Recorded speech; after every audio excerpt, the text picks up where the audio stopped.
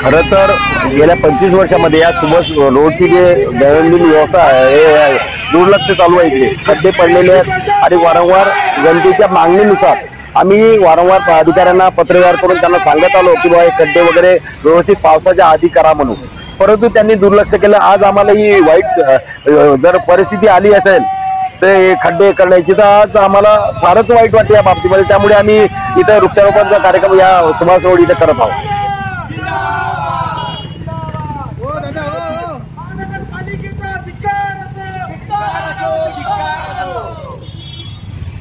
लावा ना झाड, हो एकच झाड लावा, सगळ्यांनी कुठे लावता.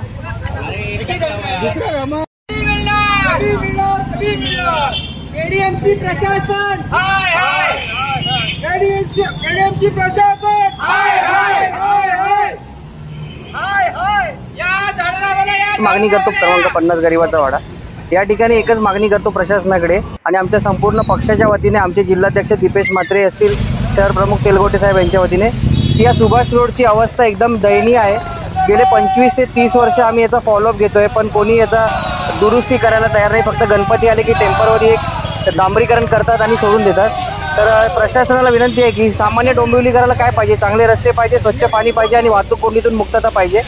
तेवढं फक्त प्रशासनाने लक्ष घालून करावं, नाही तर याच्यापेक्षा तेलगोटे साहेबांनी